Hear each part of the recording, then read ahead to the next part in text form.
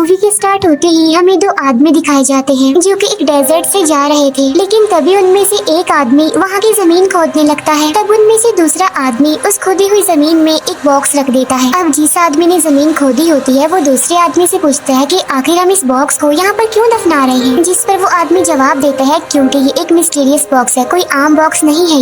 ये बॉक्स पहले भी ढूंढा गया था और अब दोबारा कोई इसे यहाँ पर ढूंढने आएगा। लेकिन जब वो उसे दफना कर वापस आ रहे होते हैं तो जिस आदमी का वो बॉक्स होता है वो अपने साथी को कहता है कि अब तो तुम्हें पता चल गया है कि उस बॉक्स को हमने कहाँ दफनाया है, इसीलिए वो उसे शूट करके मार देता है और इसके बाद वो खुद को भी शूट कर लेता है। इसके बाद हमें कुछ ब्लैक एंड व्हाइट पिक्चर्स दिखाई जाती हैं जिनमें हमें वही मिस्टीरियस बॉक्स देखने को मिलता है। इसके बाद सीन शिफ्ट होकर एक लड़के पर आता है जिसका नाम ब्राइस होता है और वो सोशल मीडिया पर वायरल होने के लिए गेम सेटअप किया करता था और इस बार वो एक एस्केप रूम नाम की गेम सेटअप करता है। इसके बाद वो अपने पार्टनर को कॉल करता है जो कि उसकी बेस्ट फ्रेंड थी। वो उसे कहता है कि हम पिछले कुछ सीजन से किसी भी वेबसाइट की टॉप लिस्ट में नहीं आए हैं, जिस पर उसकी फ्रेंड जवाब देती है कि तुम फिक्र मत करो, सब ठीक हो जाएगा देखना, और इस सीजन हम कुछ अच्छा कुछ स्पेशल करेंगे। इसके बाद ब्राइस डेकोरेशन आइटम स्टोर में जाता है जहाँ पर उसे वही मिस्टीरियस बॉक्स दिखता है, लेकिन शॉप की ऑनर कहती है कि ये सेल के लिए नहीं है, जिस पर क्यूरियस होते हुए ब्राइस उससे पूछता है कि क्यों,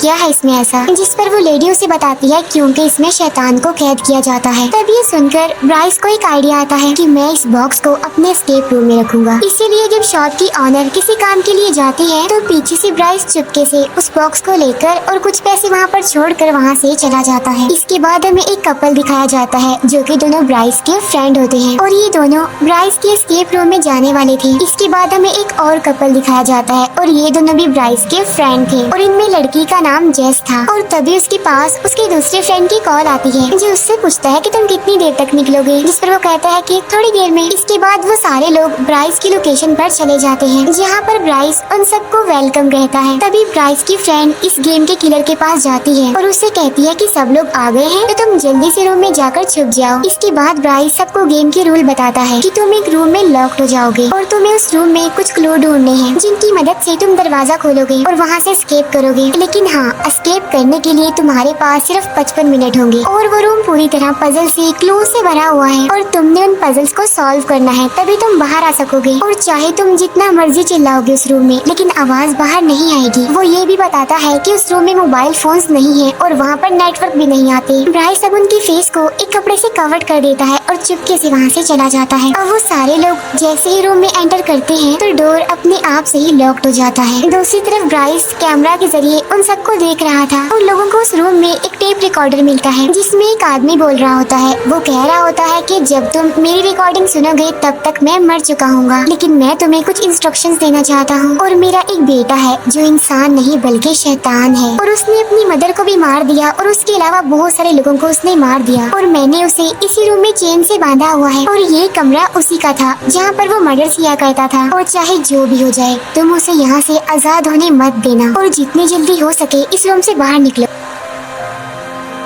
अब क्योंकि वो लोग गेम खेल रहे थे इसीलिए उन्हें ये सारी बातें गेम का एक हिस्सा लगती है, मजाक समझते हैं वो इसे। अब वो लोग वहाँ पर क्लूज और पजल्स ढूंढने लगते हैं कि तभी उन्हें उस टेप रिकॉर्डर वाले आदमी का बेटा दिखाई देता है जो कि वहीं पर चेन से बंधा हुआ था। तब वो सारे लोग इसे गेम का पार्ट समझकर उस पर हंसने लगते हैं। इसके बाद ब्राइस के एक फ्रेंड को वहाँ पर वही मिस्टीरियस बॉक्स दिखता है और बगैर सोचे समझे वो उस बॉक्स को खोल देता है, लेकिन उस बॉक्स में कुछ नहीं था, यानी वो खाली था। और जब ब्राइस का फ्रेंड वहाँ से चला जाता है तो उसी मिस्टीरियस बॉक्स में से एक ब्लैक कलर का साया निकलता है जो कि उस रिकॉर्डिंग वाले आदमी के बेटे के अंदर चला जाता है, लेकिन किसी का भी ध्यान उस तरफ नहीं जाता। और अब हम उस आदमी के बेटे को बॉक्समैन कहेंगे। लेकिन तभी उन्हें एक कबर्ड दिखाई देता है जिस पर लॉक लगा हुआ था और उस लॉक पर कुछ कोड नंबर थे और वो number red, green and blue colour में थे। तभी ब्राइस की फीमेल फ्रेंड को एक इरेजर मिलती है जिस पर DER लिखा हुआ था। फिर जब वो लड़की आगे बढ़ती है तो उसे वहाँ पर एक रस्सी दिखाई देती है और जब वो उस रस्सी को खींचती है तो तभी अचानक से उस टेप रिकॉर्डर वाले आदमी की डेड बॉडी वहाँ पर लटक जाती है, जिस पर पहले तो वो लोग घबरा जाते हैं लेकिन फिर वो इसे भी सीरियस नहीं लेते, वो इसे भी मजाक ही समझते हैं। फिर ब्राइस के फ्रेंड को कप के नीचे से 2 कॉइन मिलते हैं जिन्हें वो क्लू समझकर अपने पास रख लेता है। उधर दूसरी तरफ ब्राइस के ऑफिस के सिग्नल्स अचानक से चले जाते हैं जिससे उसे समझ नहीं आती कि आखिर ऐसा क्यों हो गया। बॉक्समैन जो कि चेन से बंधा हुआ था वो अपनी जगह से थोड़ा सा आगे आ गया था जिस पर उन्हें अब थोड़ा थोड़ा शक होने लगा था, जिस पर वो समझते हैं कि शायद बॉक्समैन की चेन 5 मिनट के बाद थोड़ा थोड़ा खुलती रहती है ताकि वो आहिस्ता आहिस्ता करके आगे आ सके। अब ब्राइस के फ्रेंड को बुक शेल्फ में से 5 रेड, 3 ग्रीन और 4 ब्लू कलर की बुक्स दिखती हैं, जिससे वो समझ जाता है कि वो लॉक जो कबर्ड से लगा हुआ है वो इन्हीं 3 कोड्स के कॉम्बिनेशन से खुल जाएगा, यानी 5, 3 एंड 4। और जब वो इसे अप्लाई करते हैं तो होता भी ऐसे ही है। वो नंबर एंटर करने पर कबर्ड का एक दरवाजा खुल जाता है, जिसमें से उन लोगों को एक चाबी मिलती है और वो चाबी वहीं पर रखे हुए एक सूटकेस की थी। और अब वो उस चाबी की मदद से उस सूटकेस को भी खोलने में कामयाब हो जाते हैं, जिसमें से उन्हें एक सीजर मिलती है। और अब उनके पास सिर्फ 37 मिनट्स रह गए थे। फिर ब्राइस का मेल फ्रेंड उस कैंची को लेकर बॉक्समैन के पास जाता है, जहाँ पर उसे एक कार्डबोर्ड बॉक्स मिलता है और तब वो उस कैंची से उस बॉक्स को काट देता है, जिसमें से उसे एक ड्रॉ का हैंडल मिलता है, जिसे वो अपने दूसरे मेल फ्रेंड को दे देता है। लेकिन तभी बॉक्समैन उस कैंची को लेकर ब्राइस के फ्रेंड को मार देता है और बार बार वो उसे उस कैंची से स्टैब करता है, जिसकी वजह से ब्राइस का फ्रेंड वहीं पर मर जाता है। अब ये सब देखकर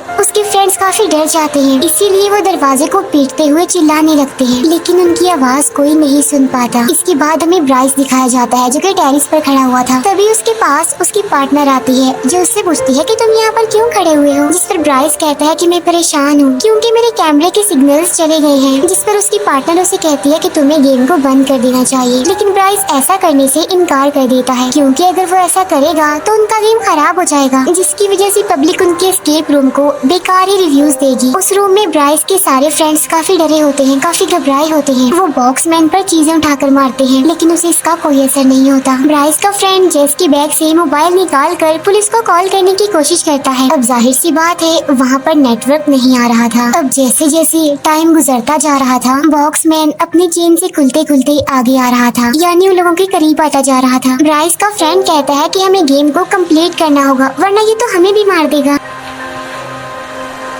तभी उसकी नजर एक ड्रॉअर पर पड़ती है जिसका हैंडल गायब था और वो उस हैंडल को वहाँ पर फिक्स करते हैं जो कि उन्हें कार्डबोर्ड में से मिला था। और ऐसा करते ही वो ड्रॉ खुल जाता है, जिसमें से एक छोटा सा बॉक्स निकलता है जिसमें उन्होंने 4 कॉइन डालने हैं। उसके बाद उन्हें एक चाबी मिलेगी। अब 2 कॉइन तो उनके पास थे जो कि उन्हें पहले मिले थे, लेकिन अब 2 कॉइन ढूंढने होंगे। और तभी उन्हें दीवार पर लगी 2 पेंटिंग्स अजीब लगने लगती है। और जब वो उसे चेक कर ही रहे होते हैं तो ब्राइस की फीमेल फ्रेंड को लग रहा था कि उसका वो फ्रेंड अभी भी जिंदा है जिसे उस बॉक्समैन ने कैंची से मारा था, इसीलिए वो उसके पास जाने लगती है। और अब उन लोगों के पास सिर्फ 25 मिनट रह गए थे और इसके बाद बॉक्समैन आगे आता है और वो ब्राइस की फीमेल फ्रेंड के सर में भी कैंची घुसा कर उसे मार देता है। अब ये देखकर जेस और उसका फ्रेंड और ज्यादा घबरा जाते हैं और काफी डर भी जाते हैं, इसीलिए वो दोबारा से गेम में लग जाते हैं। पेंटिंग को गौर से देखने पर उन्हें बहुत सारे ट्रायंगल्स उस पर दिखते हैं, जिनमें से 2 ट्रायंगल्स तो बटन थे, इसीलिए वो साथ वाली पेंटिंग पर बटन के ऑर्डर्स को प्रेस करते हैं, जिससे वो पेंटिंग ओपन हो जाती है और वहाँ से उन्हें 2 कॉइन मिल जाते हैं। अब वो उन दोनों कॉइन्स को बॉक्स में डाल देते हैं और जो 2 कॉइन उन्हें पहले मिले थे वो तो उस बॉक्समैन के पास थे। तब ये देखकर वो काफी डर जाते हैं। ब्राइस के फ्रेंड को वहाँ पर एक स्मोक अलार्म दिखता है जो कि बिल्कुल बॉक्समैन के ऊपर लगा हुआ था, इसीलिए वो जेस को समझाता है कि मेरे पास एक लाइटर है, मैं बॉक्समैन के पीछे जाऊंगा, उसे डिस्ट्रैक्ट करूंगा, तब तक तुम लाइटर को स्मोक अलार्म के पास ले जाकर जला देना। तब जेस का फ्रेंड ऐसा ही करता है, वो बॉक्समैन के पीछे जाकर उसकी चेन पकड़ लेता है और जेस उस लाइटर को स्मोक अलार्म के पास ले जाकर जलाती है, लेकिन इससे कुछ भी नहीं होता। फिर वो दोनों किसी तरह बचकर बॉक्समैन से दूर आ जाते हैं। टाइम गुजरता जा रहा था, उनके पास सिर्फ 19 मिनट रह गए थे। उधर ब्राइस की पार्टनर उसे समझा रही होती है कि अगर उन लोगों को उस रूम में कुछ हो गया तो हम बहुत बुरा फंसेंगे देखना, इसीलिए तुम्हें किसी भी तरह करके इस गेम को खत्म करना होगा। लेकिन ब्राइस अब भी इस बात के लिए एग्री नहीं हो रहा था और अब वो सिग्नल जाने से पहले की वीडियो देखने लगता है कि आखिर सिग्नल जाने की वजह क्या है, जिससे उसे पता चलता है कि सिग्नल तब गए थे जब उस मिस्टीरियस बॉक्स को खोला गया था, जिसके बाद उनकी गेम का किलर अजीब तरीके से कैमरा को देख रहा होता है और तो और उसने कैमरा का वायर निकाल दिया और यही वजह बनी कि सिग्नल्स चले गए। तब ये देखकर ब्राइस समझ जाता है कि ये सब कुछ उस बॉक्स के खुलने के बाद ही हुआ। अब क्योंकि जेस और उसके फ्रेंड के पास बचने का कोई चांस नहीं होता, तो जेस का फ्रेंड उससे कहता है कि मैं जाऊंगा बॉक्समैन के पास उसे वो कॉइन्स लेने, लेकिन जेस उसे ऐसा करने से मना कर देती है, जिस पर उसका फ्रेंड उसे कहता है कि देखना मैं जरूर ले आऊंगा वो कॉइन्स। इसके बाद जेस का फ्रेंड बॉक्समैन के पास जाता है जहाँ पर उसे कांच का टुकड़ा दिखाई देता है और तभी जेस बॉक्समैन की तरफ एक सूटकेस फेंक कर मारती है। तो मौके का फायदा उठाकर जेस का फ्रेंड उस कांच के टुकड़े को बॉक्समैन की आंख में घुसा देता है। अब इतनी खतरनाक हमले के बाद भी बॉक्समैन को कुछ नहीं होता, उल्टा वो उसी कांच के टुकड़े से जेस के फ्रेंड पर अटैक करता है, जिससे जेस का फ्रेंड बुरी तरह इंजर्ड हो जाता है और इसके बाद वो बेहोश हो जाता है। अब इसके बाद बॉक्समैन जेस की तरफ बढ़ता है और उसे बगैर कुछ कहे वो दोनों कॉइन्स दे देता है और तब जेस उन दोनों सिक्कों को उसी बॉक्स में डाल देती है, जिसके अंदर से उसे एक चाबी मिलती है और वो उस चाबी से कबर्ड का दूसरा दरवाजा खोलती है, जिसके अंदर से उसे एक हुक मिलता है। वो उस हुक को लेकर वहीं पर पड़े एक बॉक्स में डालकर घुमाती है, जिसमें से एक जोकर बाहर आता है और उसके हाथ में एक नोट था और उस नोट में UN लिखा हुआ था। अब मुसीबत बढ़ती जा रही थी क्योंकि सिर्फ 10 मिनट रह गए थे। फिर ब्राइस एस्केप रूम का दरवाजा खोलकर अंदर चला जाता है, लेकिन बॉक्समैन उसे बाहर की तरफ धक्का देता है और फिर से दरवाजा बंद कर लेता है। तब ब्राइस की चाबियां अंदर ही गिर जाती हैं। ब्राइस जल्दी से अपने पार्टनर को पुलिस को कॉल करने के लिए कहता है। एस्केप रूम में बॉक्समैन ब्राइस की चाबियों को लेकर एक कॉर्नर में फेंक देता है और अब सिर्फ 5 मिनट रह गए थे और देखते ही देखते बॉक्समैन खुलता जा रहा था और जेस की ओर करीब आता जा रहा था। अब जेस फिर से उस UN वाले नोट को देखती है और जो इरेजर उसके पास होती है, यानी जिस पर DER लिखा होता है, वो उसकी मदद से